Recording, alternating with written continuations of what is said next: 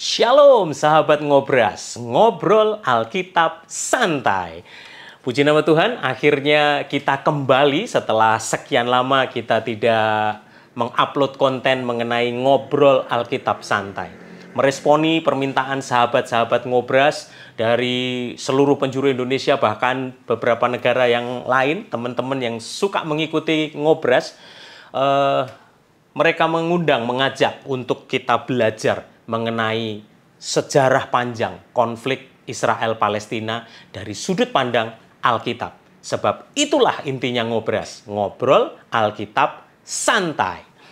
Seperti kita tahu, berita hari-hari ini kita tercengang sekali dengan pemberitaan serangan Hamas yang mendadak, mak bedunduk tiba-tiba dengan itu kayak parasut dengan motor, lalu mereka menembus tembok perbatasan, lalu mereka menyerang sebuah festival musik dan membantai banyak orang tua, anak-anak, bahkan sampai hari ini masih ada banyak sandera, para wanita, dan mereka tidak bersenjata dan dibombardir, bahkan ratusan sudah dinyatakan meninggal dan beberapa orang masih dalam sandera dan tidak diketahui keberadaannya. Dan pada hari Minggunya langsung Perdana Menteri Israel Benyamin Netanyahu declare perang, menyatakan perang, bahkan didukung juga oleh Amerika dan banyak negara-negara yang mensupport perjuangan. Karena benar-benar mengerikan ya Bapak Ibu Saudara kalau kita ngelihat berita-berita hari-hari ini. Tetapi supaya kita memiliki informasi yang berimbang, supaya kita melihat tentunya dari sudut pandang Alkitab, kita akan belajar ngobrol Alkitab santai. Sejarah panjang konflik Israel-Palestina. Tetap bersama dengan sahabat saya, Bapak Pendeta Ezra Alfred Soru, yang sudah ada bareng-bareng sama kita. Shalom Pak Ezra, saya menyambut dan kita akan langsung Pak. Ini mumpung lagi hot, mumpung lagi seru pembahasannya. Satset takdes kita akan berbicara tentang sejarah Israel-Palestina dari sudut pandang Alkitab dan sejarah-sejarah raja-raja sebelumnya, bagaimana penjajahan sebelumnya, dan apa yang sebenarnya terjadi dengan Israel dan Palestina. Shalom Pak Ezra. Inilah ngobras Pak, serunya. Makanya saya mau mengulik dari sisi ngobrol Alkitab santai. Nah ini pertanyaannya kan gini Pak Ezra. Sampai saat ini bangsa Indonesia menolak membangun hubungan diplomatik dengan bangsa Israel. Alasannya adalah karena bangsa Israel menjajah Palestina. Itu selalu yang didengungkan. Ini menarik untuk dibahas. Tapi sebelum kita lebih dalam lagi gitu Pak, bisa nggak? Tolong nggak Pak Ezra, tolong ceritakan dari mana munculnya bangsa Israel ini. Ya, kalau mau bicara dari asal usulnya ya, nenek moyang bangsa Israel itu kan Abraham atau Nabi Ibrahim. Ya, Abraham sendiri bukan orang Israel. Ingat ya, dia nenek moyang Israel tapi dia bukan orang Israel. Ya. Nah, Abraham ini kan menurut Alkitab dia berasal dari Ur Kasdim atau Mesopotamia. Itu ada di Irak sana. Jadi Abraham itu aslinya orang Irak.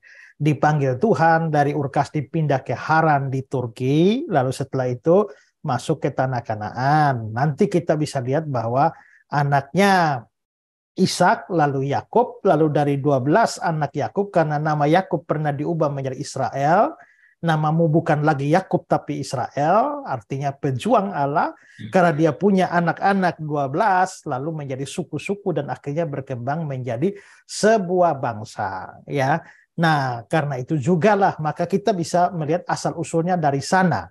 Nah, tapi kalau kita mau melihat, menghitung lagi dari zaman setelah mereka mapan sebagai sebuah bangsa, karena mereka pernah diperbudak di Mesir, lalu meninggalkan Mesir, masuk ke tanah Kanaan, dan baru mereka kerajaannya, walaupun ada raja pertama adalah Saul, tapi boleh dibilang bahwa kerajaan Israel itu mendapatkan zaman kekuasaan dan kekuatan kejayaannya itu pada masa Raja Daud, yang kira-kira tahun 1000 sebelum Masehi.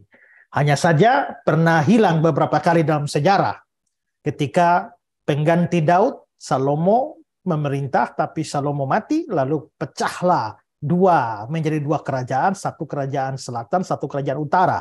Kerajaan selatan namanya Yehuda, kerajaan utara tetap menggunakan nama Israel. Tapi karena penyembahan berhala, Tuhan pakai bangsa lain habisi mereka, di mana bangsa Israelnya itu dihabisi oleh bangsa Asyur atau Assyria yang kira-kira Iran sekarang. Sementara Yehuda itu dihabisi oleh Nebukadnezar dari Babilonia, itu Irak sekarang. Ya, sampai akhirnya mereka sempat hilang lagi. Tapi ternyata setelah 70 tahun bangsa Yehudanya pulang. Sedangkan bangsa yang Israel nggak pernah pulang. Bangsa Yehudanya pulang, lalu akhirnya bertumbuh lagi menjadi sebuah kerajaan atau sebuah bangsa. Terus, tapi tetap mereka tidak pernah merdeka. Ya, Israel itu tidak pernah merdeka setelah kehancuran. Karena setelah hancur di bawah Babilonia, ya nanti belakangan Babilonia itu ditaklukkan oleh Raja Kores dari Media Persia, lalu Media Persia ditaklukkan lagi oleh Yunani. Setelah itu masa keemasan Yunani di bawah Alexander Agung selesai ketika Alexander Agung mati, ganti dengan 4 perwiranya atau 4 jenderalnya yang saling baku hantam satu sama lain, terutama Ptolemy dan Seleucus, ya. Sampai akhirnya muncullah Romawi berkuasa, masuk zaman Perjanjian Baru, Romawi berkuasa. Jadi mereka tetap dikuasai oleh Romawi dan akhirnya mulai mau memberontak tahun 70 Masehi. Nah, lalu akhirnya dihabisilah pada tahun 70 oleh anaknya Kaisar Vespasianus, yaitu Jenderal Titus, dan akhirnya bait Allahnya dihancurkan, Yerusalemnya dihancurkan, lalu dibuang ke seluruh dunia, ya. Dan mereka bangsa ini hilang 1878 tahun tepatnya, nyaris 2000 tahun. Karena mereka baru kembali eksis pada tahun 1948 sebagaimana negara Israel modern yang kita kenal sekarang ini. Jadi ini bangsa sudah sangat kuno, tapi ternyata pernah hilang dari sejarah beberapa kali, tapi secara ajaib, secara mujizat kembali eksis lagi di dalam sejarah. Ya, wah, ini menarik nih Pak. Kalau mereka hilang mulai dari tahun 70 tadi ya, tahun 70 Masehi, lalu di mana mereka selama 1878 tahun itu? Kemana saja gitu? Ya, mereka mengembara ke bangsa-bangsa lain, ya, mereka mengembara ke bangsa-bangsa lain, dan mereka akhirnya sudah menjadi warga negara dari bangsa lain, meskipun mereka tetap adalah orang Yahudi.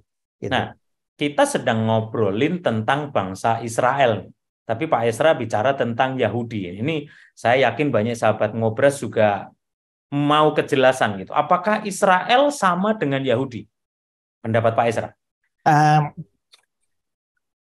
Tergantung kita melakukan pendekatan apa. Ya, karena gini loh. Kalau kita tadi kan saya sudah singgung bahwa Israel kan dari 12 suku. Ya, anak-anaknya Yakub. Jadi sebelum pada zaman kerajaan Daud, semua suku itu disebut sebagai Israel. Ya, demikian juga pada zaman Salomo. Tapi pada waktu Salomo mati dan kerajaannya pecah, tadi saya sudah bilang bagi 2, ya kan? Kerajaan utara itu tetap memakai nama Israel dengan 10 suku. Ya. Sedangkan kerajaan selatan itu menggunakan nama Yehuda karena ada 2 suku di sana, yaitu Yehuda dan Benyamin. Biarpun Benyamin bergabung dengan Yehuda, tapi karena Yehuda lebih terkenal, sehingga akhirnya dia bernama Yehuda. Jadi pada masa perpecahan kerajaan, maka Yehuda bukan Israel, Israel bukan Yehuda. Ya. Nah, jadi itu 2 kerajaan berbeda. Jadi kalau kita pada waktu zaman sebelum kerajaan pecah, kita ngomong Israel, maksudnya seluruh. Nah, tapi kalau sudah zaman pasca Salomo, ketika kita ngomong Israel, nah itu sudah lain, kerajaan utara. Maka orang-orang di Yerusalem itu bukan Israel. Mereka orang Yehuda. Nah, tapi setelah penawanan di Asyur terhadap kerajaan utara, 10 sukunya hilang.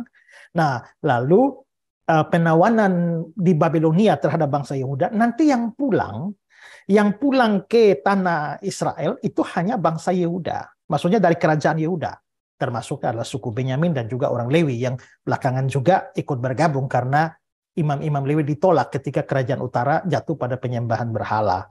Ya, makanya pada waktu zaman Perjanjian Baru, biarpun dikatakan Israel, tapi sebenarnya tidak lagi menunjuk kepada keseluruhan suku. Karena itu Bapak lihat bahwa suku Ruben tidak pernah muncul lagi dalam Perjanjian Baru. Ya, suku Isakar, Sebulon, itu tidak muncul lagi di dalam perjanjian baru.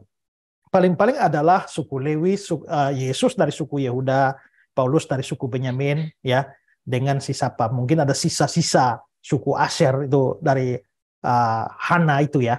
Nah, jadi kita bisa melihat bahwa memang pada masa perjanjian baru mereka sudah tidak lengkap lagi. Tidak lengkap lagi karena sebenarnya yang pulang dari pembuangan itu cuma bangsa Yahudi. Nah, kenapa Yahudi? Yahudi itu dari nama Yehuda. Ya, karena ini adalah kerajaan Yehuda yang pulang, maka mereka akhirnya dikenal dengan Yahudi. Jadi sebenarnya Yahudi itu adalah sebagian Israel. Ya. Nah, tapi dalam kenyataannya kita sudah bisa melihat bahwa dalam penggunaan yang lebih lanjut akhirnya ya sudah dianggap sama. Yahudi itu menunjuk kepada orang-orang Yahudi yang bernegara atau berkebangsaan Israel. Jadi mungkin kalau kita katakan sekarang bahwa kalau kita bicara negaranya, maka kita mengatakan Israel. Tapi kalau kita bicara suku bangsanya, maka kita bicara itu orang Yahudi. Sama seperti kalau omong negara, maka Pak Yosua ini orang Indonesia. Tapi kalau omong sukunya, ya maka ini orang Jawa, gitu kan? Saya orang Timor atau orang Rote, tapi saya orang Indonesia juga. Jadi mungkin dalam penggunaan modern sekarang Israel lebih mengacu kepada kebangsaannya, sedangkan Yahudi menuju pada rasnya. Kira-kira begitu, Pak. Ya. Sorry, jadi di negara mana saja mereka hidup kalau gitu? Mereka itu berpencar ya setelah mereka dihancurkan tahun 70 itu mereka berpencar hampir di seluruh dunia dan terutama di Eropa. Ya, mereka ada di Polandia, mereka ada di India, mereka ada di Ukraina, ada di Pakistan, ada Myanmar, ada Bangladesh. Mereka bahkan ada di Cina, Italia, Belgia, Jerman, Inggris, Amerika, Spanyol, Iran, Irak, Prancis, Portugis, Kanada, ya, Inggris, Brasil, Australia. Mereka ada hampir di seluruh dunia. Tapi di Indonesia, Pak, kira-kira ada nggak? Jangan-jangan mereka orang Yahudi tapi berkebangsaan itu. Misalnya orang Yahudi tapi berkebangsaan Inggris, orang Yahudi berkebangsaan Amerika, orang Yahudi berkebangsaan Spanyol gitu loh. Bagaimana dengan di Indonesia, Pak? Jangan-jangan Pak Esra juga salah satu Yahudi yang di Kupang gitu? Ada, mereka ada di Indonesia ya. Ingat bahwa gini loh, orang Yahudi itu kalau kita lihat orang Yahudi itu ada cukup banyak orang Yahudi di Belanda, ya. Dan Belanda yang menjajah Indonesia. Indonesia bagi Belanda, ya, saat itu adalah daerah penghasil rempah-rempah dan perdagangan.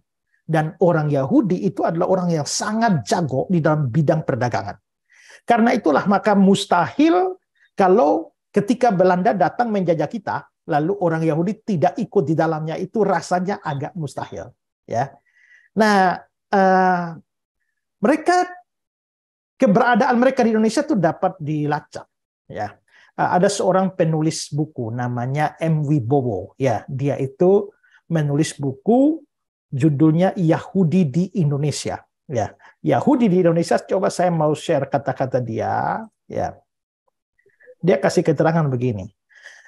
Konon warga Yahudi sudah banyak berdiam di Indonesia sejak zaman kolonial Belanda, khususnya di Jakarta. Tapi tidak ada tanggal pasti kaum Yahudi menetap di Indonesia. Sebuah situs komunitas Yahudi dunia mencatat bahwa pada tahun 1850 seorang utusan dari Yerusalem, Jacob Sapir, yang mengunjungi Batavia atau Jakarta bertemu dengan seorang pedagang Yahudi dari Amsterdam yang menyebutkan ada 20 keluarga Yahudi dari Belanda atau Jerman tinggal di sana, termasuk anggota pasukan kolonial Belanda. Beberapa orang Yahudi juga tinggal di Semarang dan Surabaya. Mereka punya beberapa hubungan dengan agama Yudaisme, ajaran Yahudi. Atas permintaan Sapir, komunitas Amsterdam mengirimkan rabi yang mencoba mengorganisasikan jemaat di Batavia dan Semarang. Jumlah Yahudi dari Baghdad atau asli orang Baghdad dan dari Aden juga bermukim di Jawa. Pada tahun 1921, utusan Zionis dari Israel yang bernama Cohen memperkirakan bahwa hampir ada 2.000 orang Yahudi tinggal di Jawa. Ya, wow, banyak juga ya. Banyak. Lalu ini penulis yang sama dia mengatakan Yahudi di Indonesia menderita ketika pendudukan Jepang di Indonesia dan mereka dipaksa untuk bekerja di kemah. Setelah perang, Yahudi yang dilepas menemui berbagai masalah. dan banyak yang berimigrasi ke Inggris, Amerika, Australia, dan Israel. Pada akhir tahun 1960-an diperkirakan 20 Yahudi tinggal di Jakarta, 25 tinggal di Surabaya. Dan sensus penduduk tahun 2000, orang Indonesia yang menyatakan diri suku Yahudi berjumlah sekitar 200 orang saja. Mereka memilih sebuah sinagog di Surabaya dan di Jawa Timur. Ya, bahkan ada keterangan tambahan, dia bilang bahwa beberapa tokoh berdarah Yahudi Indonesia, diantaranya Marini Sardi, ada yang artis, Yapto Surya Sumarno, itu politikus, tokoh pemuda, Nafa Urba, itu artis, Cornelia Agatha yang artis, Safira Hollander, penulis, bintang erotika, pengusaha, Ahmad Dhani, vokalis grup band Dewa 19. Ini menurut Wibowo ini, penulis buku Yahudi di Indonesia. Jadi mereka berdarah Yahudi. Jadi banyak juga di Indonesia sebenarnya. Ya, Wah, itu Pak. banyak banget ternyata mereka gitu ya. Ya, Kita nggak nyangka itu Jawa saja tadi dikatakan 2000-an, karena ada beberapa juga konten YouTube, bahkan ada sinagog di Manado, mereka punya sinagog juga gitu ya. Pasti sudah tersebar kemana-mana. Nah, pada waktu mereka sudah tersebar ini Pak kemana-mana, salah satunya mungkin di Indonesia tadi, ke berbagai bangsa sejak dari tahun 70. Lalu pertanyaannya, bagaimana dengan wilayah bangsa mereka, tanah mereka yang ditinggalin gitu?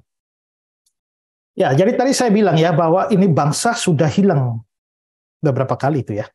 Jadi kalau kita lihat yang pertama saja ketika Nebukadnezar dari Babilonia menghancurkan mereka, kan kalau bangsa kerajaan utara kan dihabisi oleh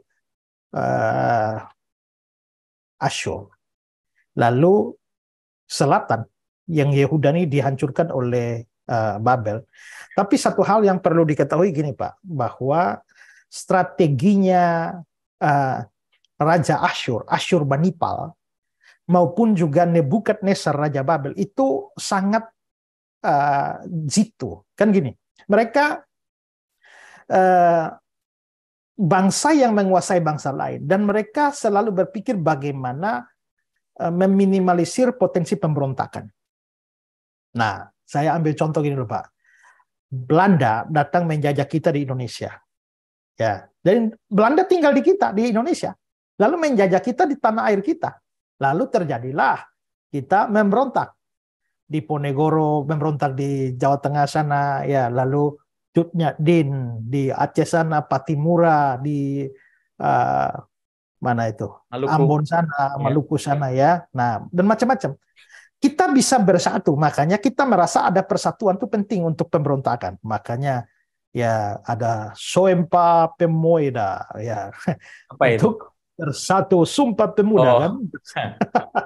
Nah, kita bersatu. Tapi karena Asyurbanipal dan juga Nebukadnezar itu pinter, mereka caranya gini loh Pak. Ini saya pakai gambaran saja. Misalnya mereka menaklukkan bangsa A. Kalau Asyur dan Babel menaklukkan bangsa A. Yang dia lakukan adalah penduduk bangsa A itu diambil separuh, dibuang ke bangsa B, yang juga mereka sudah taklukkan. Penduduk A buang ke C, penduduk A buang ke D, penduduk A buang ke E, sebagian kecil kasih tinggal di A, lalu separuh dibuang ke Babel, negara mereka. Ya. Begitu mereka menaklukkan bangsa B, maka mereka penduduk B dibuang ke A, dibuang ke C, dibuang ke D. Taklukan C, ambil penduduknya, buang ke A, buang ke B, buang ke D, separuh. Jadi akhirnya orang asli itu tinggal sedikit. Jadi pada waktu tanah mereka sudah kosong beberapa saat, tapi setelah itu diduduki oleh orang bangsa lain. Jadi akhirnya bangsa-bangsa lainlah yang berkuasa atas tanah mereka, atas daerah mereka, sedangkan orang asli itu sangat sedikit. Nah, nanti setelah pulang dari pembuangan itulah, nah maka mereka baru berkumpul lagi. Tapi itu situasi pada waktu mereka hilang pertama kali. Tapi pada waktu mereka hilang kedua, ketika tahun 70 yang saya ceritakan tadi, ya negara itu atau tanahnya Israel itu, seluruh tanah Israel, terutama kota Yerusalemnya itu berganti-ganti penguasa, ya. Jadi pada waktu mereka sudah dihancurkan tahun 70, itu ada kekosongan. maksudnya selama puluhan tahun itu wilayah itu tidak pernah didiami oleh siapapun. Sampai akhirnya tahun 117 Masehi, ya ada seorang kaisar yang namanya Kaisar Hadrian, Kaisar Romawi. Nah, Kaisar Hadrian ini dia berkunjung ke wilayah Yudea, lalu dia sangat prihatin dengan kondisi di sana, tanah Israel itu. Karena itulah dia berinisiatif untuk membangun kembali wilayah itu. Maka dibangunlah kembali semua pemukiman dan wilayah di tempatnya atau wilayahnya Israel. Dan secara khusus kota Yerusalem itu dibangun kembali dengan corak Romawi. Lalu diberikan nama baru untuk Yerusalem, yakni Aelia Capitolina. Ya, Aelia Capitolina, dia bangun semua kuil-kuil, dia bangun teater, bangun gaya Romawi, jalan-jalan yang berbatu-batuan, untuk lewat kuda dan kereta kuda itu dia bangun, lalu lapangan pacuan kuda dia bangun, dan dia seperti saya bilang tadi, dia berikan nama Aelia Capitolina, dan nama itu akhirnya dipakai sepanjang 200 tahun. Nah, jadi pada waktu bangsa Israel kehilangan tanah mereka untuk pertama kalinya dikuasai oleh Kaisar Hadrian. Tapi selanjutnya, ya tanah itu berpindah lagi kekuasaan ketika Kaisar Konstantin dari Roma itu berkuasa. Dan Kaisar Konstantin ini dia memindahkan kekuasaan dari Roma, Italia ke Bizantium, Turki. Itu pada tahun 395 Masehi. Ya, 395. Dan karena Konstantin ini sudah menjadi Kristen, maka dia menjadikan Kristen menjadi agama negara. Karena itulah maka dia juga membangun kota Yerusalem dan semua wilayah-wilayah Israel itu dibangun menjadi lebih baik. Lalu Yerusalem sendiri itu dijadikan menjadi pusat agama Kristen yang besar sekali. Dan itu menarik pengunjung dari hampir seluruh kerajaan Romawi. Nah, Kaisar Konstantin itu mempunyai seorang ibu yang namanya Helena, Ratu Helena. Ya kan? Ratu Helena ini pernah mengunjungi Yerusalem dan dia sangat sedih melihat kondisi Yerusalem, dan karena itulah dengan dukungan dana dari anaknya Konstantin itu, lalu Ratu Helena ini berjasa membangun gereja-gereja di Yerusalem, bahkan di seluruh wilayah Palestina pada waktu itu. Nah, di tempat yang dipercaya sebagai kandang Bethlehem, dia membangun apa yang disebut sebagai Nativity Church, gereja kelahiran. Ya, di tempat di mana dipercaya sebagai Golgota, dibangunlah gereja Holy Sepulchre Church. Ya, gereja Makam Kudus yang kalau kita berkunjung ke Israel kita bisa melihatnya ya. Dan ya, kalau gereja yang ada saat ini bukan asli lagi dari zaman Konstantin karena sudah diruntuhkan juga pada waktu Islam menguasai tempat itu. Nah, di tempat yang dipercaya sebagai Bukit Zaitun misalnya, tempat Yesus naik ke surga, itu dibangunlah sebuah gereja yang namanya Bishara Church. Ya, tapi tahun 614 itu gereja Bishara Church itu hancur karena perang, dan abad yang ke-12 dibangun lagi kembali oleh para pejuang salib, ya, kesatria salib, dan sekarang sudah dikuasai oleh orang Islam. Ya. Dan akhirnya kita bisa lihat bahwa ya sudah, tapi pokoknya dia dikuasai oleh Konstantin. Jadi pertama oleh Hadrian, kedua oleh Konstantin. Sudah pindah kekuasaan. Selanjutnya ya pada tahun 637 Masehi itu mulai dikuasai oleh Arab Islam, wilayah itu. Setelah Khalifah Umar ibnu Al-Khattab itu memenangkan perang melawan Bizantium. Arab Islam lalu berkuasa atas wilayah itu dalam tempo waktu yang sangat lama. Mereka berkuasa, Arab Islam berkuasa di tanah Palestina itu 1099 sampai tahun 1099. Jadi itu berarti bahwa mereka Arab Islam berkuasa 462 tahun. Ya.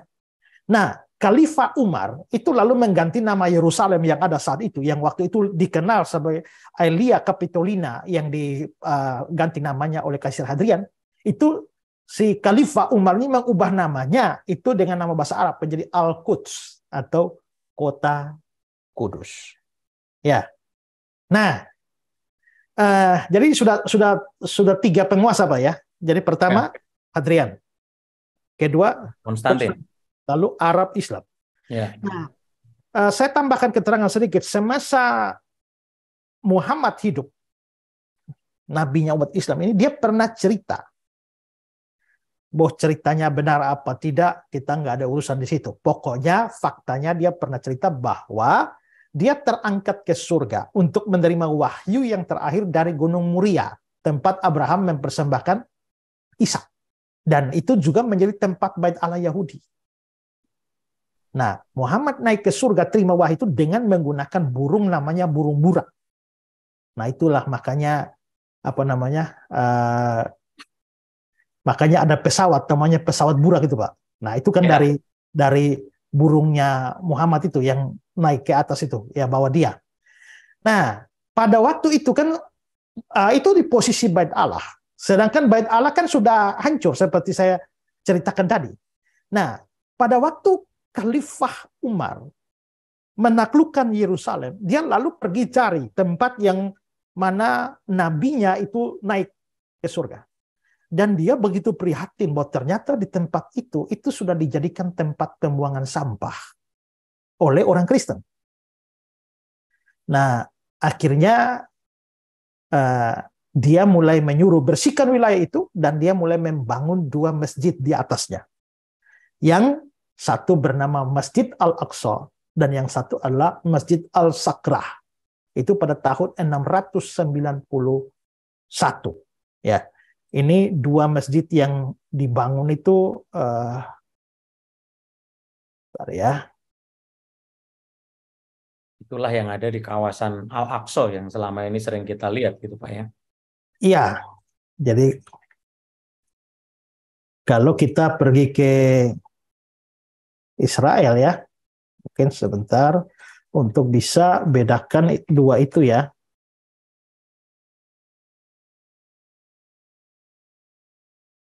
Beda kubah saja itu ya. Ya, ini. Jadi ini Al-Aqsa yang model hitam ini, tapi Al-Sakrah ini yang berkubah emas ini. Ya, Nah, sering kita sebut Dome of the Rock gitu ya. Yang kita sering sebut sebagai Dome of the Rock. Ya, dan itu berdiri di pusat kota tua Yerusalem sehingga saat ini. Nah, jadi sudah berapa penguasa, Pak? Hadrian, Bapak Hadrian, Konstantin, Arab Islam. Ya, Hadrian, Konstantin, lalu Arab Islam. Ya. Lalu pada tahun 705 itu terjadi pergolakan politik dalam tubuh Islam sendiri. Dan akhirnya Khalifah Umar itu digulingkan sehingga kekuasaan dia atas Yerusalem dan seluruh Palestina itu jatuh ke tangan dinasti yang lain. Dinasti Islam juga namanya dinasti Umayyah dari Damaskus. Ya, pemerintahnya adalah Khalifah Abdullah Al-Malik. Khalifah Abdullah Al-Malik. Itu dia menjadi penguasa. Nah, selanjutnya pada tahun 750, jadi 45 tahun kemudian dinasti Umayyah ini ditaklukkan lagi oleh dinasti Islam yang lain, yakni dinasti Abbasiyah dari Baghdad, dari Irak. Nah, dengan pemimpinnya yang terkenal adalah Harun al-Rashid. Ya, maka Palestina dan juga Yerusalem berganti pimpinan lagi, penguasa lagi. Ya, sekarang Abbasiyah Irak yang berkuasa. Ya. Nah, dari tangan dinasti Abbasiyah itu wilayah Palestina yang adalah wilayah Israel waktu semasa mereka kerajaan, juga kota Yerusalem itu dikuasai. Tapi nanti pada tahun 1009 itu dinasti Abbasiyah ditumbangkan lagi oleh pemimpin atau dinasti Islam yang lain, yakni di dinasti Fatimiyah. Dengan pemimpinnya adalah Khalifah Al-Hakim bin Amir Allah. Ya, itu dari dinasti Fatimiyah. Nah, pada masa dinasti Fatimiyah inilah orang Yahudi, orang Kristen itu diperlakukan dengan buruk. Ya, bukan hanya di seluruh Palestina, tapi bahkan di seluruh ex-jajahan Bizantium. Orang Yahudi dan Kristen diusir dari Yerusalem. Pesiara Yahudi Kristen sama sekali tidak boleh masuk kota Yerusalem. Banyak yang disiksa, dianiaya, dibunuh oleh tentara-tentara Islam pada waktu itu. Ribuan orang Kristen dijadikan budak oleh orang-orang Islam. Gereja-gereja dibakar. Itu kira-kira 2.000 gereja, termasuk gereja Holy Sepulchre Church itu. Yang Gereja dibangun Mahkamah oleh Ratu Helena ya, ikut hancur ya. itu dibakar pada masa itu. Nah, ini sejarah penting, Pak. Gara-gara tindakan dinasti Fatimiyah yang sewenang-wenang itu, ini memancing amarah dari mayoritas Kristen di Eropa. Yang pada waktu itu kita bisa lihat bahwa Katolik mempunyai kekuasaan yang sangat besar. Sehingga akhirnya Paus Urbanus II itu lalu menyerukan untuk diadakannya perang melawan Islam. Nah, perang inilah yang dikenal sebagai Perang Salib. Gitu. Ya. Jadi sejarah mencatat bahwa Perang Salib ini terjadi sampai 7 kali. Dari tahun 1095 sampai 1250. Dan melalui Perang Salib 1 dan 2 yang berakhir pada 1149 Masehi, laskar-laskar salib itu mendapatkan kemenangan yang besar dan berhasil menguasai daerah Palestina dan kota Yerusalem. Ya, pada waktu itu ada banyak orang Islam dan Yahudi dibunuh dan mereka diusir keluar dari wilayah Palestina. Dan tentara-tentara salib itu mendirikan kerajaan kecil yang namanya Kerajaan Yerusalem dan rajanya namanya Baldwin I. Maka perhatikan bahwa di sini berganti penguasa lagi kan. Dari Fatimiyah itu beralih kekuasaan ke Laskar Salib. Ya, Baldwin ya. Nah, tapi pada waktu laskar-laskar salib ini berkuasa, pembangunan terjadi besar-besaran lagi dan menghasilkan begitu banyak gedung dan tata kota yang begitu indah, dan mereka membangun gereja, banyak gereja, biara, asrama bagi para peziarah, dan masjid Dome of the Rock tadi, Pak, itu sudah diubah fungsinya jadi gereja. Pada masa Laskar Salib itu. Masjid Al-Aqsa itu diberi nama baru, yaitu Ka'bah Salomo, dan akhirnya itu menjadi tempat tinggal raja. Nah, itu kekuasaannya. Nah, terus 1187, memasuki tahun 1187, ada seorang yang namanya Salah al-Din, atau sering disebut sebagai Saladin. Ya, tentu pernah dengar nama ya. Nah, Saladin ini dari dinasti Ayyubid Mesir. Ya, dia tentu saja dia beragama Islam. Dia serbu tanah Palestina dan Yerusalem. Dan terjadilah sebuah perang besar namanya Perang Hattin. Dan dia akhirnya bisa mengalahkan tentara-tentara salib, tentara-tentara Kristen, dan dia memenangkan wilayah itu secara total pada tahun 1291. Banyak orang Kristen, tentara-tentara Kristen dibunuh dan diusir keluar dari Palestina. Ya. Nah, sejak saat itulah berakhir kekuasaan Kristen atas wilayah Palestina dan kota Yerusalem. Ya, sehingga ya sekarang walaupun perang salib sudah masih terus berlangsung, tapi tetap tidak bisa menguasai lagi. Ya. Nah, Saladin ini terkenal sebagai penguasa Islam yang sangat toleran di kota Yerusalem. Terhadap agama Islam, dia Islam. Tapi terhadap Yahudi, terhadap Kristen, dia sangat toleran, dan dia menciptakan toleransi hidup beragama antara Islam, Kristen, Yahudi secara berdampingan dengan damai. Ya, nah ini positifnya. Nah, tapi tahun 1224 itu tiba-tiba Yerusalem diserbu lagi oleh sebuah pasukan hebat dari Tartar, Mongolia. Ya, ini sejarah yang mungkin jarang orang tahu, bahwa orang dari Mongolia sana pernah berkuasa atas Palestina. Ya, pasukan Tartar ini dia kuasai Palestina dan juga kuasai kota Yerusalem. Sayangnya kekuasaannya tidak lama, hanya 3 tahun, karena mereka dikalahkan lagi oleh dinasti Mameluk dari Turki, sehingga akhirnya Palestina dan Yerusalem itu berpindah lagi kekuasaan ke dinasti Mameluk Turki. Ya. Lalu tahun 1260 orang Tartar Mongolia yang tadi kala menyerbu lagi. Ya, kali ini di bawah pimpinan seorang yang namanya Hulakukan. dan hulakukannya adalah cucu dari Genghis Khan yang terkenal itu. Ya, sang penakluk dunia itu. Nah, dan hulakukan ini dia berhasil menaklukkan dan memporak-porandakan Yerusalem dan Palestina, dan terpaksa ya mereka meninggalkan wilayah itu dan berkuasalah orang Tartar Mongolia pada 1260 itu.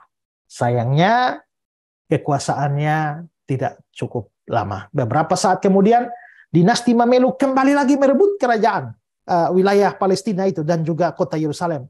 Dan kali ini mereka berkuasa cukup lama. Dinasti Mameluk ini sampai 1516. Ya.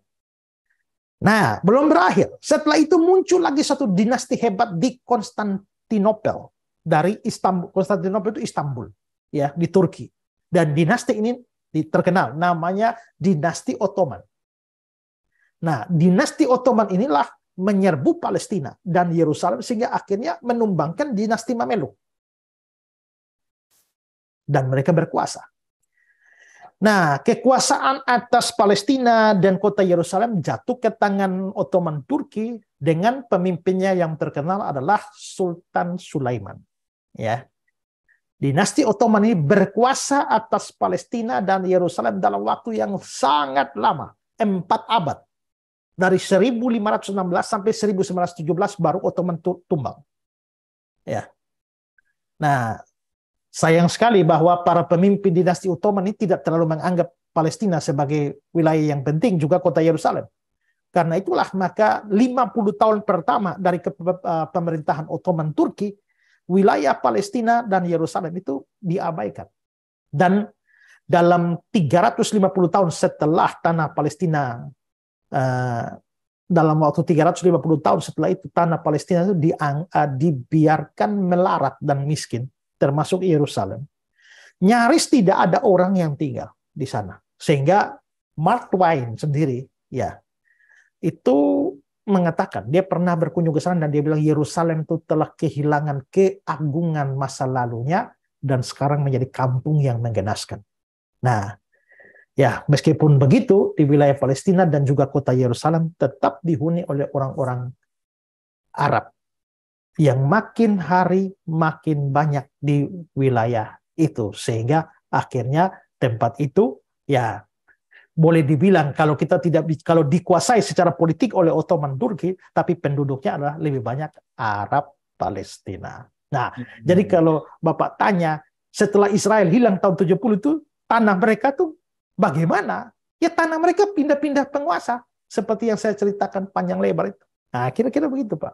Nah, ini kan panjang lebar sekali, luar biasa sekali nih. Ya. Sejarah bagaimana jajah-menjajah saling serang dan bergantinya kekuasaan di Yerusalem dan Palestina gitu ya.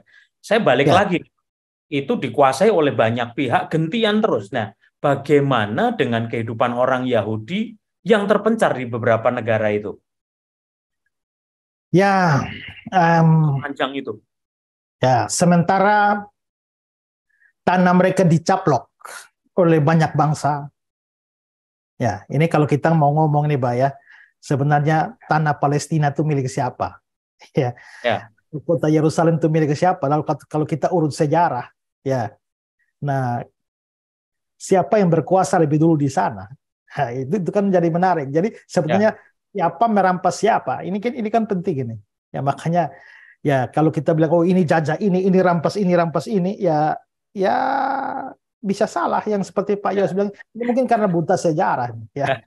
Makanya ini kan firman Tuhan ngomong umatku binasa karena kurang pengetahuan gitu kan. Jadi kita perlu meluruskan sejarah karena kenapa terjadi Piala Dunia batal ini U20, acuannya baru pada zaman Soekarno ketika Piala Dunia tahun 58 misalnya waktu itu, lalu perang Israel di kemerdekaan Israel 48 gitu.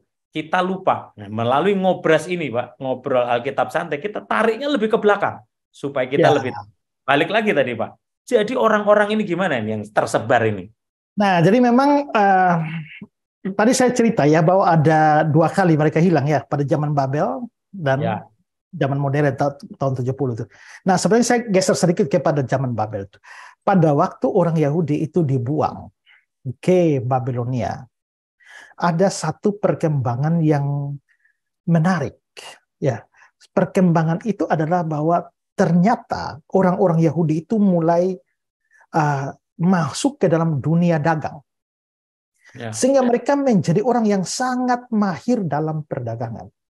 Bahkan keunggulan orang Yahudi dalam dunia perkembangan dan teknologi itu terasa sampai hari ini. Hampir semua produk kita itu orang Yahudi semua. Misalnya dalam urusan makanan, minuman, camilan. McDonald, Pizza Hut, Coca-Cola, Starbucks, Nestle, dan lain-lain. Itu semua kan punya orang Yahudi. Rokok. Ya, banyak rokok itu dari produksi orang Yahudi. Terutama ada yang terkenal adalah Marlboro. Ya. Permen.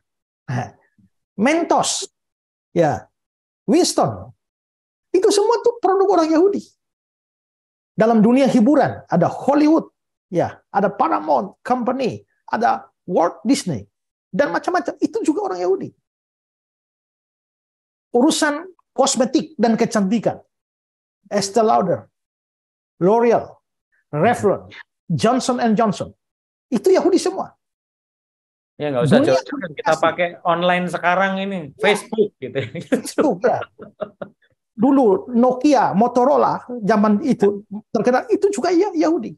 Teknologi komputer, IBM, ya, AT&T, Apple, ya, komputer, Intel, Pentium, sekarang entah Yahoo, Google, Facebook, semua itu Yahudi.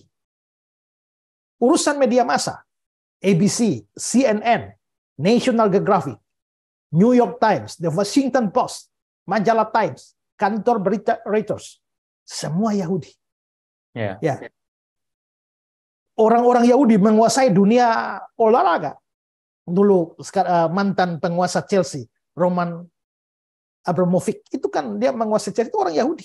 Ya, Malcolm Glazer. Ya, saya nggak tahu sekarang dia masih berkuasa atas MU atau tidak. Yang keluarga Glazer itu keluarga Yahudi. Ya, zaman di mana pernah orang berkuasa atas Arsenal, ya, David Dane, ya, itu juga Yahudi. Perbankan, valuta asing seperti Bank Dunia, IMF, kita dunia pernah digoyang oleh George Soros, itu Yahudi itu. Ya, dan bidang-bidang yang lain, persenjataan, penerbangan, pakaian, elektronik, konstruksi, kesehatan, minyak bumi, mereka kuasai semua. Hampir semua, Pak. Sampai film lah. Wanita paling kuat pokoknya Wonder Woman, hidup Gal Gadot gitu pokoknya. Ya, jadi kan aneh kan Pak sekarang bahwa kita menghujat orang Yahudi tapi pakai Google, pakai Facebook, ya, pakai YouTube, ya. Nah harusnya kalau anti Yahudi, ya, Israel ditolak main di Indonesia, ya jangan pakai YouTube sekalian, jangan pakai Google. Iya. Ya, demonya aja ngajaknya pakai Facebook, Pak. Ya, ciptakan search engine sendiri ala Kadrun. Nah, itu kan, ya, menolak orang tapi produknya mau dipakai itu loh. Nah, itu kan jadi lucu tuh, ya. Yang nolak-nolak, yang mau calon presiden kayak wakil presiden kayak nolak ya, tapi kan ya memberitakannya ya kampanye juga pakai Facebook, pakai YouTube. Ya, nah ini kan jadi lucu ya. Mau tolak-tolak semua, kita ke primitif aja, dunia primitif aja, ya. Nah, jadi mereka memang punya keunggulan di situ, Pak. Nah, ini terjadi juga pada zaman setelah mereka hilang dari negara mereka. Ya, mereka tadi saya sebut ya, mereka muncul di dalam negara-negara yang lain, tapi mereka tampil sebagai pedagang-pedagang hebat dan mempunyai keunggulan dari sisi ekonomi. Nah, kondisi inilah yang memicu munculnya kebencian dari orang-orang, dalam tanda petik, orang pribumi terhadap orang Yahudi. Nah, itu kira-kira ya model-model kayak banyak orang Indonesia yang menyebut dirinya pribumi itu benci kepada orang Cina karena rata-rata ekonominya kok jadi lebih bagus dari kita. Nah, itu kira-kira kebencian terhadap Yahudi modelnya seperti itu. Ya. Karena mereka muncul di mana saja, mereka menguasai ekonomi. Akibatnya adalah orang Yahudi banyak ditekan, diusir, dianiaya. Dan puncaknya terjadi sekitar abad pertengahan, di mana terjadi pengusiran besar-besaran terhadap orang Yahudi dari negara-negara di bagian timur. Ya, nah orang Yahudi dalam jumlah yang sangat besar lalu berpindah-pindah negara ke negara Barat, ya terutama di Spanyol, mereka pindah ke sana. Dan hal yang sama terjadi di Spanyol dalam waktu yang relatif singkat, mereka menguasai perekonomian. Dan itu mendatangkan kebencian terhadap dari orang-orang Spanyol. Maka akhirnya orang Spanyol memperlakukan orang Yahudi dengan buruk. Misalnya, orang Yahudi tidak diizinkan untuk memegang jabatan apapun dalam hidup bermasyarakat. Semua orang Spanyol boleh pinjam uang dari orang Yahudi, tapi boleh tidak mengembalikan. Jadi ya kalau itu namanya perampasan, bukan peminjaman. Orang-orang Yahudi diwajibkan memakai pakaian khusus untuk bisa membedakan mereka dari orang asli Spanyol. Dan orang-orang Yahudi dimasukkan ke tempat khusus yang namanya ghetto. Ya. Nah, akibat dari tekanan yang banyak begitu, lalu orang Yahudi akhirnya terpaksa meninggalkan Spanyol dalam jumlah yang banyak dan mereka pindah ke Portugis. Tapi lagi-lagi, di mana saja mereka berada, mereka unggul dalam perdagangan dan ekonomi. Dan ini menyulut kebencian orang-orang Portugis terhadap mereka. Ketika perang salib yang kita bicarakan tadi, ya, itu pada waktu itu orang Kristen bukan hanya membenci Islam, tapi juga membenci Yahudi. Dan dampaknya adalah terjadi pembantaian besar-besaran terhadap orang Yahudi di Portugis. Dan justru yang lakukan itu adalah orang-orang Kristen. Ya. Dalam insiden itu kira-kira 20.000 orang Yahudi mati dibantai. Ya. Orang Portugis lalu menjara seluruh harta milik orang Yahudi, membakar semua rumah ibadah mereka, mengumpulkan kitab-kitab orang Yahudi sebanyak 24 trek dan bakar habis semua. Lalu mereka usir orang-orang Yahudi secara besar-besaran keluar dari Portugis. Nah, orang Yahudi lalu akhirnya meninggalkan Portugis. Ini kan saya ngomong yang kasar, yang insiden-insiden besar saja ya, yang kecil-kecil kan mereka menyebar di banyak negara. Nah, orang Yahudi tinggalkan Portugis, masuk ke Prancis. Tapi lagi-lagi di Prancis mereka mengalami nasib yang tidak jauh beda. Kemajuan ekonomi dan perdagangan menyebabkan kebencian orang Prancis besar terhadap mereka. Dari Prancis, orang Yahudi lari ke Jerman. Nah, di Jerman mereka berkembang dengan cepat secara ekonomi. Dan lagi-lagi faktor ekonomi ini menyebabkan kebencian orang Jerman begitu memuncak kepada mereka. Sampai muncullah sebuah isu, sebuah fitnahan bahwa orang-orang Yahudi diam-diam menangkap anak-anak orang Kristen dan memakan daging mereka dalam perayaan Paskah Yahudi. Nah, ini membuat orang Yahudi ya diusir dari Jerman. Nah, orang Yahudi yang diusir dari Jerman larinya ke Belanda, ke Polandia, ke Rusia. Tapi lagi-lagi perlakuan terhadap mereka tidak baik di 3 negara itu, terutama di Polandia dan di Rusia. Peraturan khusus untuk orang Yahudi. Pertama, mereka tidak diizinkan untuk bertani atau berdagang secara besar-besaran. Kalau kecil-kecilan boleh. Kedua, mereka tidak boleh menduduki jabatan penting dalam masyarakat. Ketiga, tidak ada jaminan bagi nyawa seorang Yahudi. Ya. Sampai ada sumber yang mengatakan bahwa di Rusia dan Polandia pada akhir 1800-an itu pemerintah mengorganisasi atau mencegah serangan-serangan kekerasan terhadap pemukiman Yahudi yang dinamakan dengan pogrom, dan kala gerombolan orang membunuh kaum Yahudi dan menjara semua rumah dan toko mereka. Jadi nasib mereka setelah mereka keluar dari tanah mereka itu begitu menyedihkan, ya. Mereka diusir, dibenci, dimusuhi, diperlakukan secara tidak adil, bahkan seperti binatang, dibunuh, dibantai. Sampai George Washington pernah berkata bahwa setiap negara yang dahulu memburu mereka seperti hama masyarakat. Ada seorang penulis Kristen, ya, namanya Lucas Chandra. Dia menulis buku Latar Belakang Perjanjian Baru. Dia bilang begini, bahwa orang Yahudi diusir, tercerai-berai ke seluruh dunia, menjadi bangsa tak bernegara, menyusuri ujung-ujung bumi, terombang-ambing tak menentu, mewarisi kebencian yang kosong, membuat orang yang mendengarnya menghela napas. Ya, itulah kondisi mereka, Pak. Udah tahan banting banget sebetulnya ya orang Yahudi, makanya mereka sudah biasa mengalami tekanan, tapi mereka fighting spiritnya luar biasa. Nah, kita tapi begini, langsung saya tambahkan sedikit, Pak, ya. Ini penting sekali dalam sejarah. Nah, akibat dari kebencian dan pembantaian dan juga perlakuan yang begitu buruk terhadap orang Yahudi, maka pada tahun 1896, ini orang penting sekali dalam sejarah Israel. Namanya adalah Theodor Herzl. Ya, mungkin begini. Theodor Herzl ini adalah, kalau saudara nanti bisa cari saja di Google, lihat nama Theodor Herzl. Ini adalah seorang Yahudi yang mempelopori gerakan yang namanya Zionisme. ya.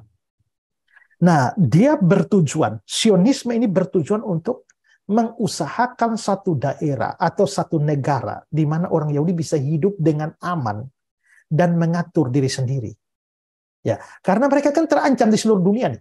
Ya, mereka terancam di seluruh dunia dan kemana saja mereka pergi selalu mendapat ancaman. Makanya mereka mulai memimpikan satu wilayah. Saya coba kutipkan kata-kata Theodor Herzl ya.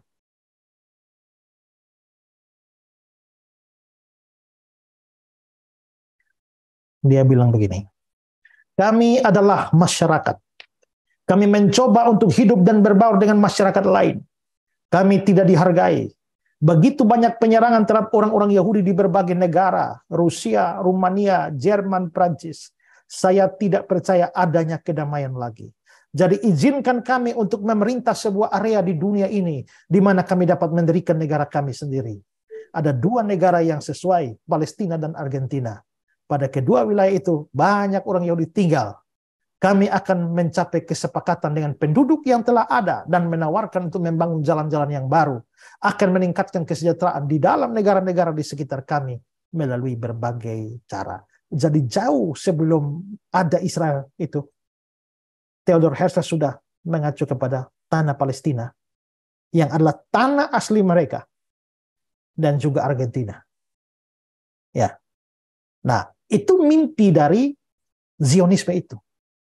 Nah, pada waktu Protestan lahir, Protestanisme mulai berkembang, merambah seluruh Eropa, maka ini ada angin segar bagi orang Yahudi, di mana orang-orang Protestan itu memperlakukan mereka dengan baik, kecuali di Rusia dan Skotlandia.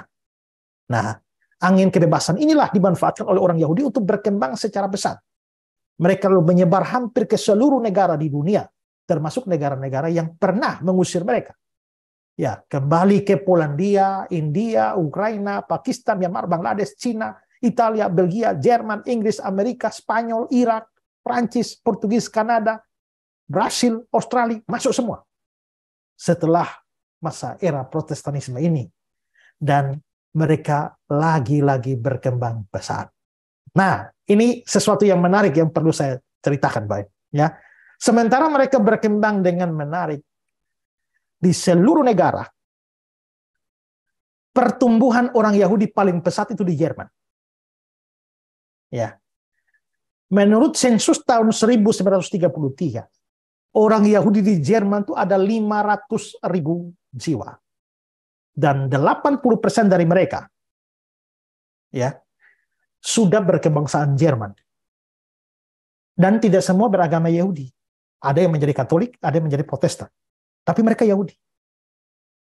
Nah, sekian lama orang Yahudi di Jerman hidup dengan aman. Bahkan mereka bekerja dengan profesi seperti guru, dosen, tentara, hakim, dan lain-lain. Tapi bencana itu mulai datang ketika seorang kanselir Jerman dari partai Nazi yang namanya Adolf Hitler yang terkenal itu menjadi pemimpin Jerman. Ya. Dalam Perang Dunia Kedua, Jerman di bawah Hitler itu berhasil menaklukkan berbagai negara yang lalu tunduk di bawah Jerman dan Total orang Yahudi di seluruh daerah jajahan Jerman itu ada 9 juta orang. Nah, Hitler ini pemikirannya sangat dipengaruhi oleh seorang politikus Austria, namanya adalah Karl Lueger. Dan Lueger ini sangat anti-Yahudi.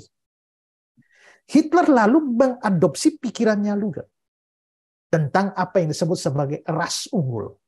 Di mana teorinya adalah dunia akan maju kalau suatu kualitas yang lebih baik, ras unggul dipertahankan dan dikembangbiakan, sedangkan ras-ras yang lain itu ras buruk itu harus dimusnahkan. Nah, menurut Hitler, ras unggul itu adalah ras Aryan asli Jerman. Ya. Dan ras inilah yang mempunyai hak hidup. Sedangkan orang-orang yang cacat secara fisik, secara mental itu ras buruk, tidak pantas dibiarkan hidup. Karena itu di awal Perang Dunia Kedua, Hitler perintahkan untuk bunuh, bantai semua orang yang cacat fisik maupun cacat mental. Dan dibantu oleh para dokter untuk melakukan suntikan, membunuh. Pada tahun 1940 sampai 1945 ada 200.000 orang cacat dibunuh oleh Hitler. Bagaimana cara membunuhnya?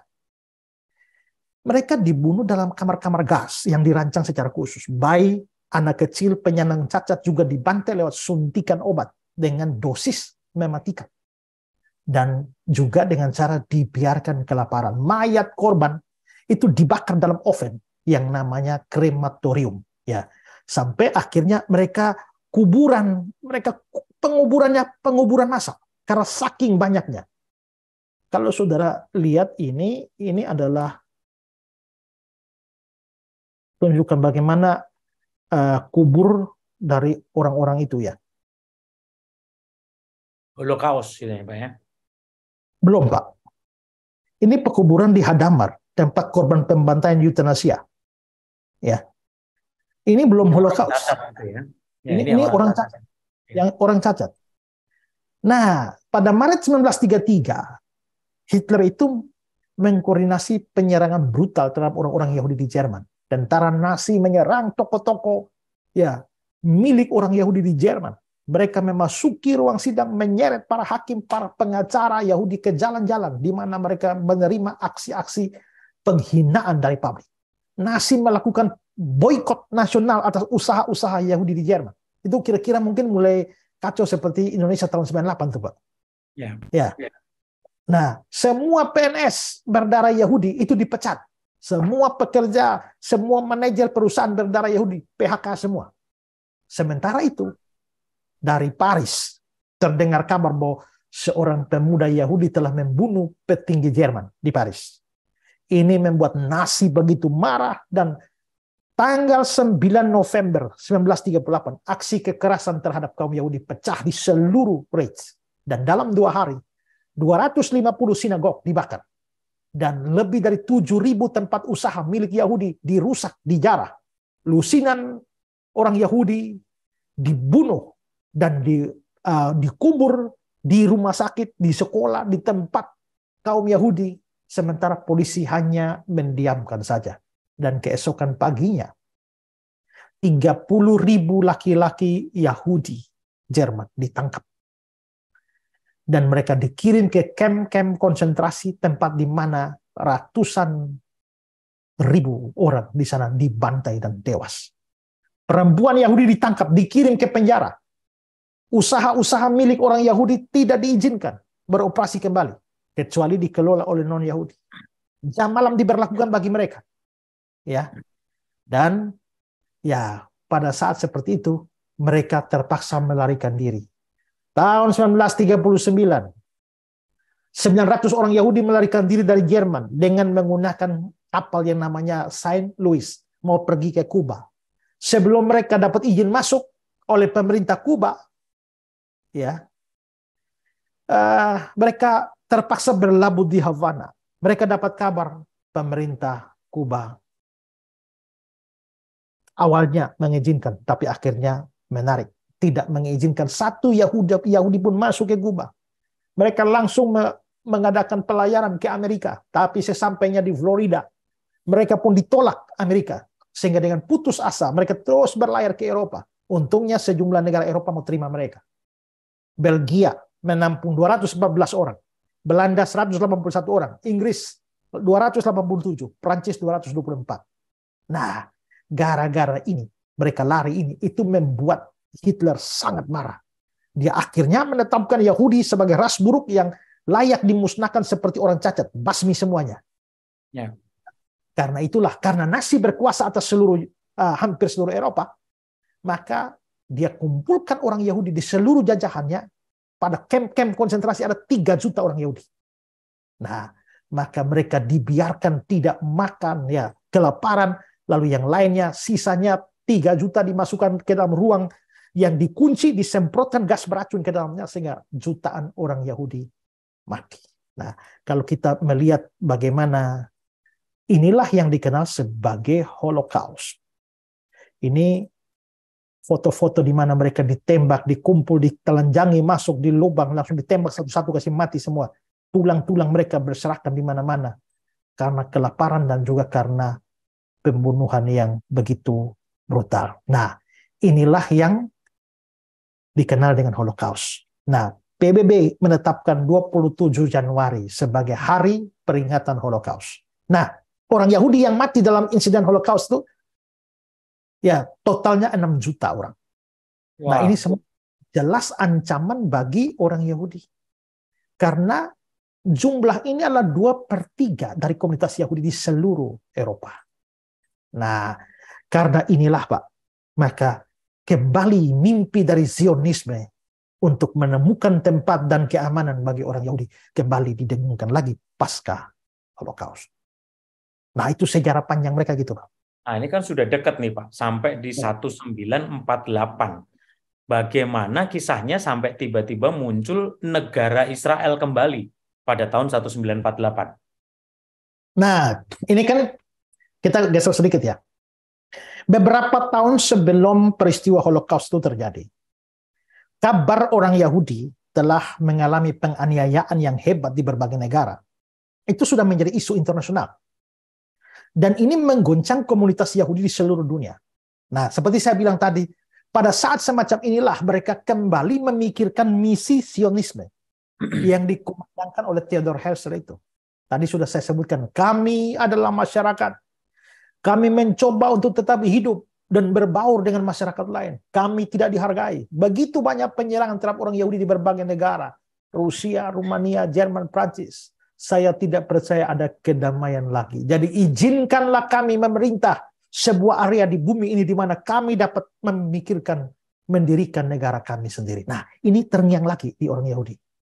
Nah, karena itu Zionisme internasional dengan serius memikirkan dan mengupayakan ada sebuah wilayah di dunia ini untuk dapat menjadi tempat tinggal orang Yahudi, di mana mereka bisa mengatur rumah tangga mereka tanpa ditindas, tanpa diperlakukan dengan buruk oleh bangsa lain. Nah, sesuai dengan pidato Theodor Herzl, maka ada 2 wilayah jadi sasaran, yaitu Palestina dan Argentina. Tapi kelihatannya tanah Palestina lebih diminati karena faktor sejarah. Karena memang itulah tanah mereka yang asli. Itulah tanah yang dijanjikan Tuhan kepada mereka. Dan mereka pernah hidup sebagai bangsa yang jaya di sana. Karena itu ketimbang Argentina, pilihan lebih diarahkan kepada tanah Palestina. Masalahnya, kan Palestina sudah dipenuhi oleh bangsa Arab Palestina. Ya, seperti saya cerita tadi, berganti-ganti penguasa. Nah, pada saat Perang Dunia I, negara Inggris itu mendukung Arab Saudi untuk memberontak terhadap Ottoman Turki. Dan sebagai imbalannya, kan tadi saya bilang ya, Palestina itu dikuasai oleh Ottoman Turki. Terakhir tuh ya. Nah, Arab Saudi itu mau memberontak terhadap Ottoman Turki. Tapi dia minta dukungan Inggris. Lalu dia berjanji bahwa kalau seandainya Inggris membantu Arab Saudi dan mampu menumbangkan Ottoman Turki, otomatis seluruh wilayah yang dikuasai Ottoman Turki itu jadi bagiannya Arab Saudi. Dan Arab Saudi menjanjikan bahwa kalau itu terjadi, maka seluruh wilayah Palestina dan Yerusalem itu diberikan kepada Inggris sebagai hadiah atau ucapan terima kasih. Nah, dan ternyata memang menang. Runtuhlah Ottoman Turki. Karena itulah maka diserahkanlah seluruh wilayah Palestina dalam kuasa Inggris sejak 1917. Gitu. Jadi sekarang yang berkuasa atas Palestina itu Inggris. Ya. Ya. Nah, Perdana Menteri Inggris pada waktu itu namanya adalah Arthur Balfour. Ya.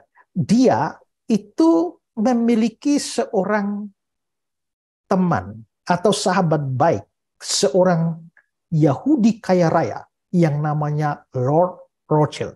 Kita tahu sampai hari ini keluarga Rothschild masih keluarga ya. Dan ini berujung dengan penawaran terhadap Balfour dari Rothschild untuk mendapatkan tanah Palestina itu. Jadi antara Rothschild dan Balfour itu terjadi banyak pembicaraan, berbagai proses lobby panjang dan rumit, dan akhirnya muncullah apa yang disebut sebagai Deklarasi Balfour sesuai dengan nama Arthur Balfour 2 November 1917. Ya. Nah, itu Deklarasi Balfour itu seperti apa? Nah, kita lihat Deklarasi Balfour itu ya. Saya begitu senang menyampaikan pada Anda atas nama pemerintah yang mulia deklarasi ya, simpati bersamaan dengan aspirasi telah dikumpulkan untuk disetujui oleh kabinet. Pemerintah yang mulia mendukung pembentukan di dalam Palestina sebagai kampung halaman nasional bagi orang-orang Yahudi dan akan mengupayakan segala usaha, segala sesuatu untuk mencapai tujuan ini. Hal ini dapat dimengerti bahwa tidak ada yang dapat dilakukan untuk mempengaruhi pihak sipil dan hak-hak keagamaan dari keberadaan komunitas non-Yahudi di Palestina. Ya, itu adalah Deklarasi Balfour.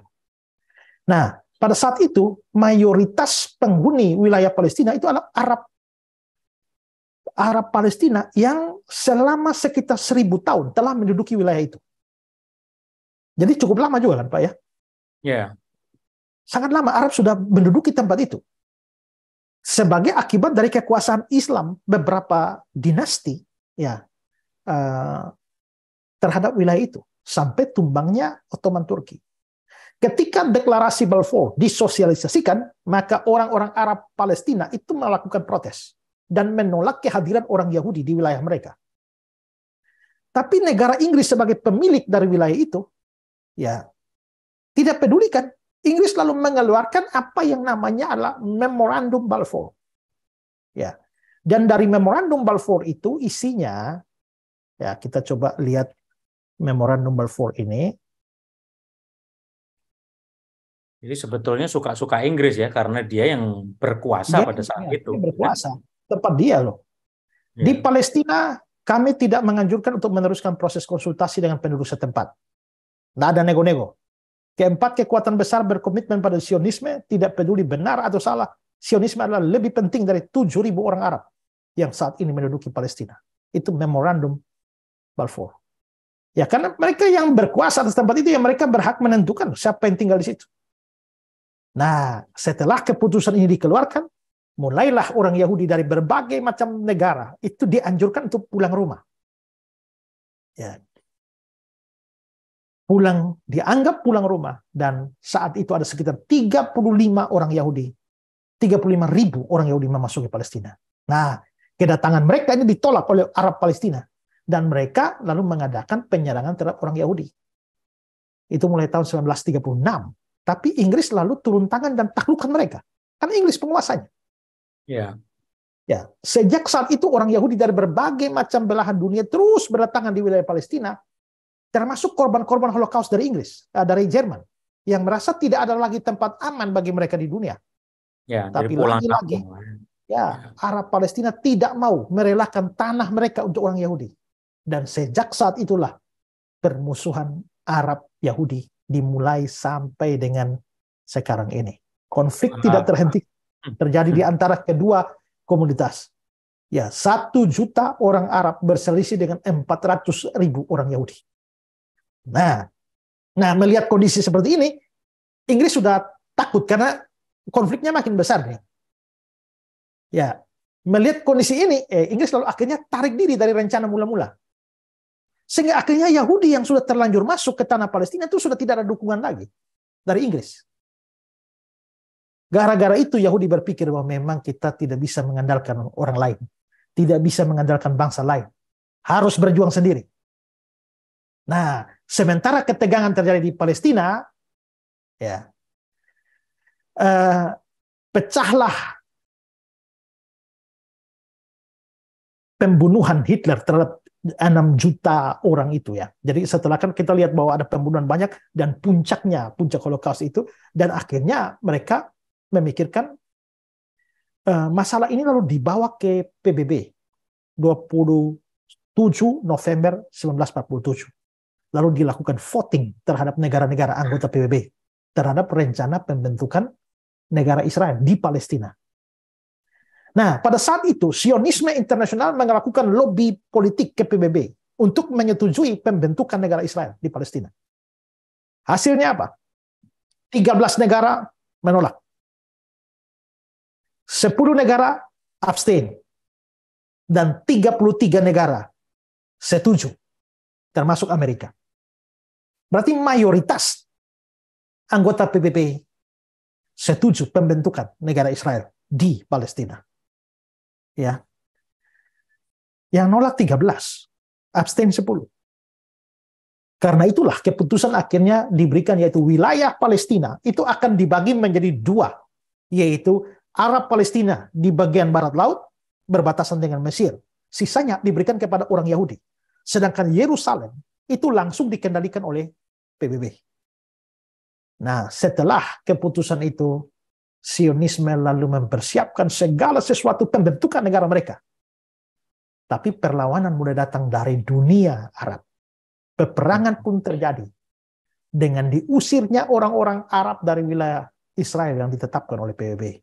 Akhirnya 14 Mei 1948 jam 4 sore, David Ben-Gurion itu mengumumkan kelahiran dan kemerdekaan negara Israel modern. Nah, dari situlah ya, dan dia memberikan pidato yang panjang lebar seperti deklarasi kemerdekaan yang panjang sekali. Dan sejak saat itu Israel muncul sebagai sebuah negara. Gelombang orang Yahudi mulai pulang rumah. Rindu rumah. Lalu mulai pulang semua. Nah, mereka kembali ke tanah nenek moyang mereka, tanah leluhur mereka seperti yang dijanjikan kepada Abraham, Ishak, dan Yakub. Namun tidak sedikit juga yang memilih tidak pulang dan tinggal di negara lain, menjadi warga negara lain. Nah, maka kita bisa lihat begitulah kisahnya sehingga hampir 2000 tahun bangsa Israel hilang, tapi tiba-tiba muncul dalam sejarah. Nah, itu cerita. Ini kisah yang sangat menarik sekali, Pak Ezra. Tapi kan kita ini ngobrol Alkitab santai. Dari tadi kita belum singgung nih koneksinya, gospel connectionnya dengan Alkitab. Bagaimana sejarah yang panjang lebar tadi Pak Ezra jelaskan tadi dalam kaitannya dengan Alkitab? Ya, kalau kita memang ya namanya juga ngobrol Pak ya. Iya dong. Jadi harus ngobrol Alkitab. Jadi kita mulai dari sepak bola, lalu lari ke Israel, lalu lari ke Alkitab. Satu hal yang menarik adalah bahwa tadi saya bilang ya bahwa sejarah Israel ini berulang ketika mereka hancur pada zaman Babilonia, tapi Tuhan bawa pulang mereka lagi. Lalu mereka hancur lagi tahun 70, tapi mereka kembali lagi. Yang kedua ini lebih mengerikan. Kalau di Babel mereka 70 tahun sudah balik. Tapi yang dihancurkan Romawi ini hampir 2000 tahun, 1800 tahun. Tapi beritanya tetap sama bahwa berkali-kali di dalam Alkitab itu diberikan bahwa Tuhan memang, walaupun Tuhan yang membuang mereka, tapi Tuhan juga lah yang membawa mereka kembali ke tanah mereka. Ya.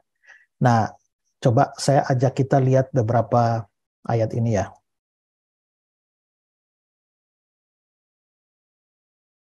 Ulangan 28. Kamu akan dicabut dari tanah kemana engkau pergi untuk mendudukinya.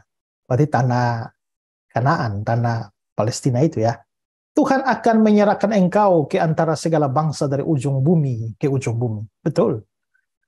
Engkau tidak akan mendapat ketentraman di antara bangsa-bangsa dan tidak akan ada tempat berjejak bagi telapak kakimu. Betul. Tuhan akan memberikan di sana kepadamu hati yang gelisah, mata yang penuh rindu dan jiwa yang merana. Hidupmu akan terkatung siang malam dan engkau akan terkejut khawatir akan hidupmu. Pada waktu pagi engkau akan berkata, kalau malam sekarang. Dan pada waktu malam engkau akan berkata, kalau pagi sekarang. Karena kejut memenuhi hatimu dan karena apa yang dilihat oleh matamu. Ini gambaran bahwa penderitaan yang mereka alami di seluruh dunia. Ya. Yeremia pasal yang ke-16. Sebab aku akan membawa mereka pulang ke tanah yang telah kuberikan kepada nenek moyang mereka. Ada janji juga bahwa mereka akan dipulangkan. Yeskiel. Oleh sebab itu katakanlah, beginilah firman Tuhan Allah. Walaupun aku membawa mereka jauh-jauh di antara bangsa-bangsa dan menyerahkan mereka ke negeri-negeri itu, aku akan menjadi tempat kudus yang sedikit artinya bagi mereka di negeri-negeri di mana mereka datang. Oleh sebab itu katakanlah, begini firman Tuhan Allah, aku akan menghimpunkan kamu dari bangsa-bangsa dan mengumpulkan kamu dari negeri-negeri di mana kamu berserak. Dan aku akan memberikan kepada kamu tanah Israel. Ya. Yeskiel 34. Aku akan membawa mereka keluar dari tengah bangsa-bangsa dan mengumpulkan mereka dari negeri-negeri dan membawa mereka ke tanahnya.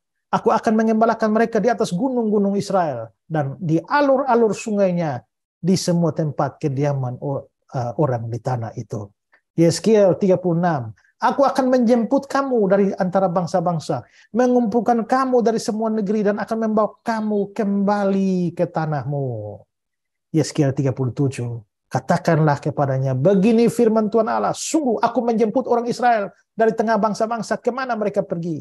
Aku akan mengumpulkan mereka dari segala penjuru dan aku akan membawa mereka ke tanah mereka.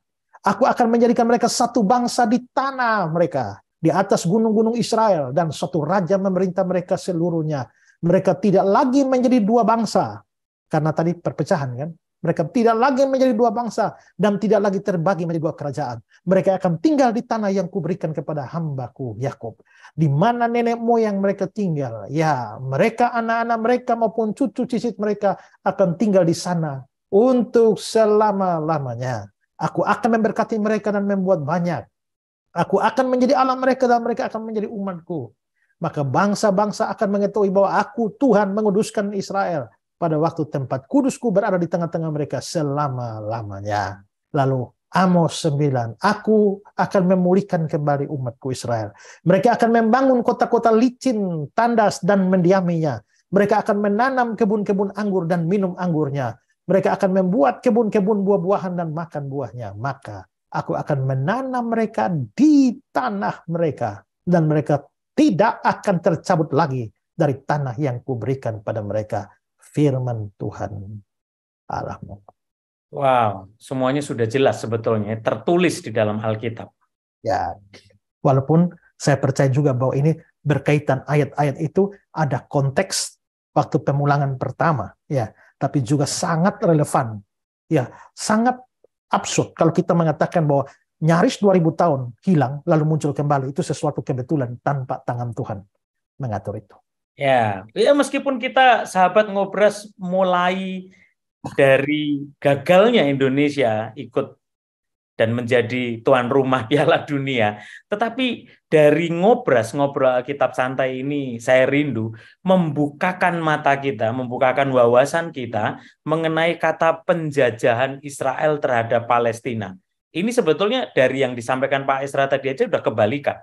Satu, dalam kekuasaan Inggris, bahkan pada saat itu 1 juta orang Arab yang ada tinggal di situ melawan 400.000 orang Yahudi. Jadi secara jumlah aja lebih besaran mereka bahkan pada waktu itu. Jadi siapa menjajah siapa. Nah, Pak Esra, lalu bagaimana dengan persoalan tanah dan perang-perang antara Israel dan Palestina ini sehingga akhirnya Indonesia jadi kebalik nih, nganggap Israel menjajah Palestina.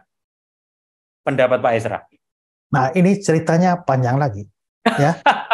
Dan kita sudah 1 jam lebih, Pak Ezra. Nah, karena Aduh. itulah, untuk menjawab pertanyaan ini kita bersambung ke ngobras yang berikutnya. Ya, sahabat Ngobras, setelah kita berbicara panjang lebar, saya sangat percaya semua kita diberkati melalui pembahasan mengenai sejarah panjang konflik Israel-Palestina dari sudut pandang Alkitab.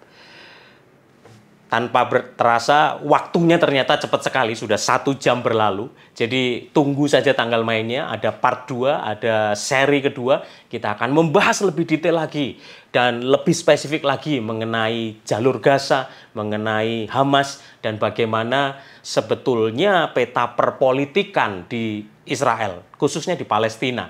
Karena seringkali kita hanya melihat global Palestina, padahal sebetulnya ada Fatah, ada Hamas, dan yang berperang hari ini adalah Israel dan Hamas.